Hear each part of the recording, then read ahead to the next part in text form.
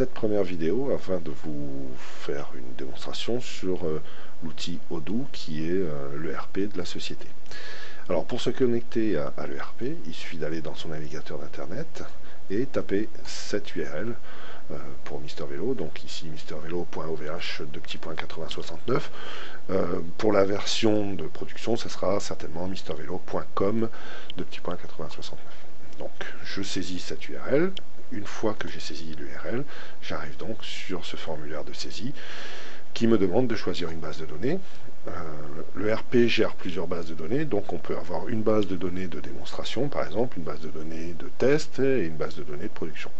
Nous allons aller sur la base de données de production, Mister Vélo. Dans le champ email, je vais saisir soit l'email que j'ai déclaré lors de mon inscription à l'ERP, soit mon login avec lequel je vais me connecter. Donc moi je vais taper mon login, par exemple, admin, et taper mon mot de passe. Hop, et connexion. Donc on va le laisser réfléchir le temps qu'il affiche tout. En principe c'est assez rapide. Et nous allons arriver directement dans l'ERP à un endroit bien particulier. Cet endroit est paramétré par l'administrateur. Moi ici j'arrive sur ma boîte de réception, mais si votre administrateur peut par exemple déterminer que le responsable des achats arrive directement sur le suivi d'activité des achats, ou que le responsable des ventes arrive sur le volume des ventes directement, le responsable des stocks arrive sur les travaux à faire à l'intérieur du stock. Donc j'arrive donc sur mon interface personnalisée. Dans la barre noire en haut, nous avons tous les modules qui ont été installés dans l'ERP. Alors cet ERP est constitué de plusieurs modules et au tout départ, quand on l'installe, il est complètement vide et on ajoute au fur et à mesure des modules. Là j'ai rajouté le module vente, le module comptabilité, le module achat, entrepôt, suivi d'activité et j'ai un module aussi de messagerie. Alors ce module de messagerie me permet de communiquer avec les autres connectés sur la base de données, mais je pourrais aussi envoyer des mails à mes amis à partir de l'ERP. Donc toujours dans la barre noire, tout à fait en haut à droite, nous avons ici le nom de la personne qui est connectée, donc là en ce moment c'est moi l'administrateur. Je pourrais aller, en cliquant dessus, aller dans mes préférences et gérer toutes mes préférences, c'est-à-dire que je pourrais décider d'avoir l'interface en anglais, en allemand, en tout ce que je veux. Bon, je vais rester sur français. Mon fuseau horaire, si jamais je suis ailleurs physiquement. Ici, je pourrais choisir toutes sortes de fuseaux horaires. Je peux changer ma photo en cliquant dessus. Là, il me propose d'aller sur mon ordinateur télécharger une photo. Je peux aussi modifier ma signature qui est ici. Administrateur, je vais rajouter par exemple Mister Vélo.ovh, tiens. Je pourrais aussi mettre ça en gras. Bon, c'est un éditeur WYSIWYG. Ici, mon adresse de courrier, celle que j'aurais pu saisir tout à l'heure dans le masque d'identification au départ. Et changer mon mot de passe si je veux changer mon mot de passe en cliquant sur ce mot-là, sur ce lien ici. Donc je vais sauvegarder tout ça. Hop. Donc l'ERP sauvegarde toutes les modifications que je viens de faire sur ma fiche d'identification et je reviens donc au départ. Je vous disais que l'ERP permettait de dialoguer avec les différentes personnes qui sont connectées sur l'ERP. Nous avons cette petite icône qui est ici. Je peux cliquer dessus, voir quelles sont les personnes qui sont connectées. Celles qui ont un rond vert sont des gens qui sont connectés en ce moment, et leur envoyer un message. Je vais envoyer par exemple un message à cette personne qui n'est pas connectée, mais qui le recevra quand elle se connectera, et lui dire par exemple bonjour, comment ça va? Donc nous avons ici un chat en direct. Je vais refermer cette fenêtre. Et nous avons d'autres possibilités de dialoguer plus professionnellement. Donc, ici, j'ai toute ma boîte de réception, comme mes emails, c'est-à-dire mes tâches que j'ai à faire, si quelqu'un m'a envoyé des tâches à faire. Ici, par exemple, à faire. Là, je constate que je n'ai rien à faire. Bon, super. J'ai toutes les archives des messages que j'ai reçus.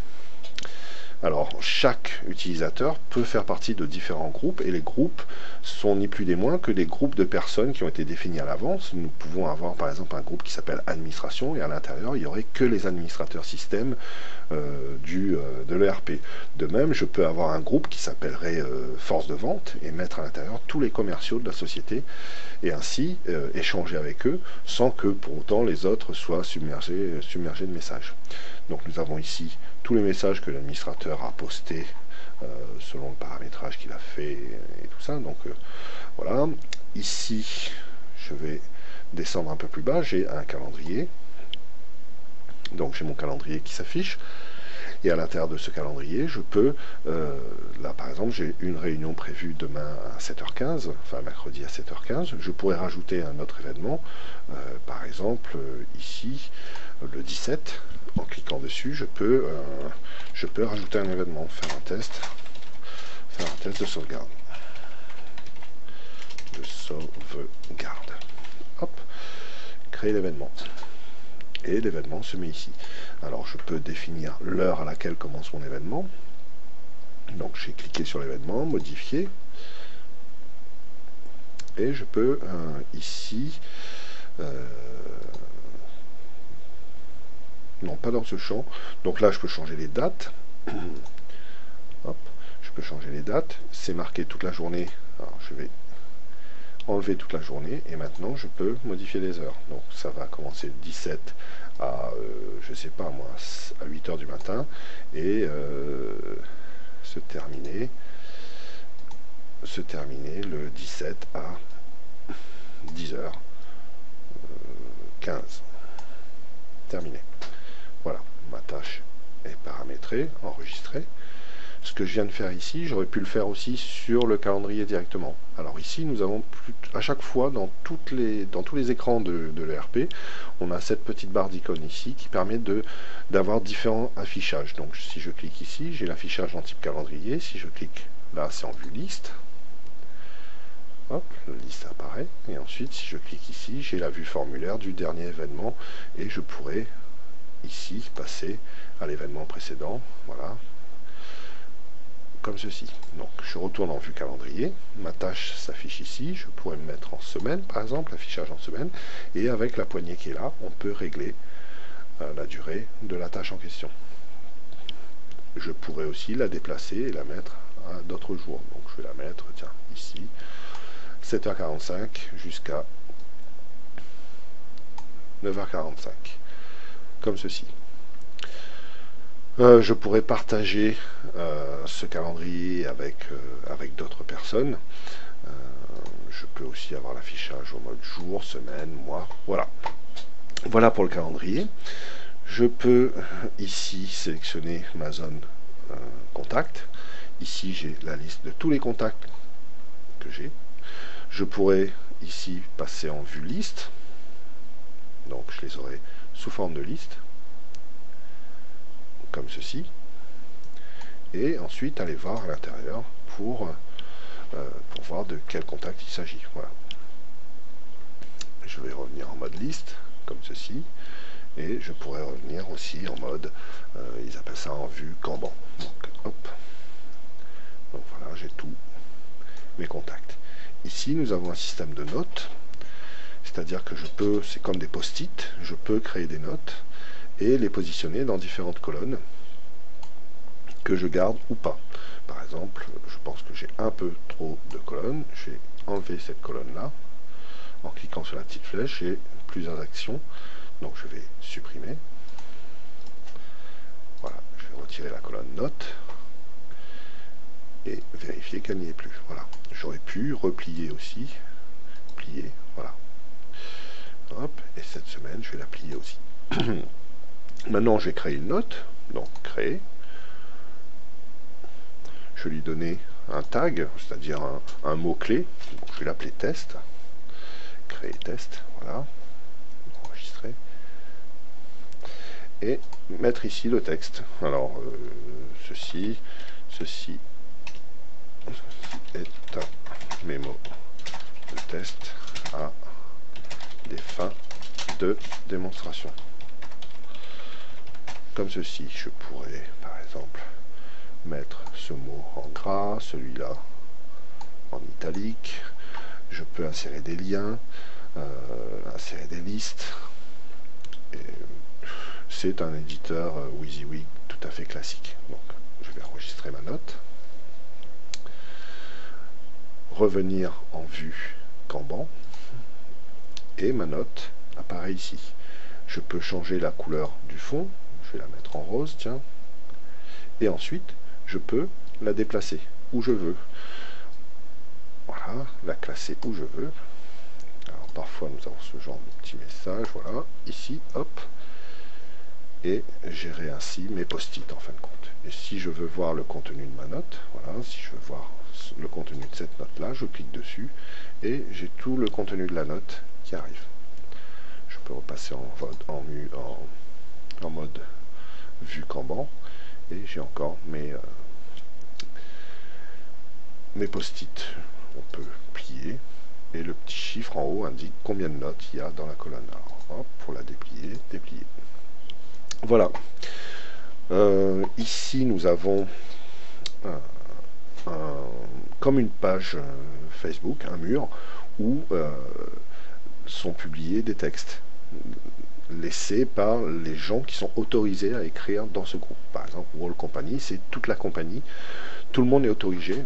Le groupe s'appelle Toute la Société. Il s'appelait Wall Company au début. Donc, tout le monde est autorisé à écrire dans ce groupe. Donc, au fur et à mesure que les gens écrivent, les messages s'affichent les uns au-dessous des autres. Mais je peux aussi avoir un groupe, comme je vous disais, un groupe spécialement dédié à l'administration, où uniquement certaines personnes triées font partie de ce groupe-là. Et à ce moment-là, quand je laisse un message dans ce groupe-là, seules les personnes habilitées verront le message. Je peux aussi rejoindre et créer des groupes. Voilà. Donc je peux créer un groupe et l'appeler, je sais pas, je vais l'appeler force de vente. Et à l'intérieur du groupe, je vais mettre, alors il faut donner une adresse email pour le groupe, donner le nom des sujets discutés dans ce groupe, faire la politique la politique de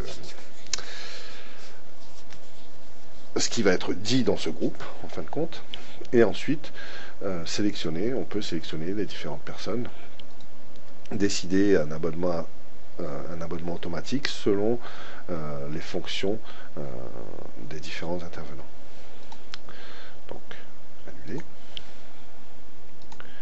Voilà, on a fait un rapide tour de présentation de l'ERP et de l'interface qui ne change pas beaucoup selon les modules où on se trouve. Si je me trouve dans le module achat, vous verrez, on clique sur le module achat et j'ai le menu ici qui a changé pour justement m'offrir toutes les fonctionnalités de la rubrique du module achat. Voilà, je détaillerai dans d'autres vidéos les différents modules et les différents process.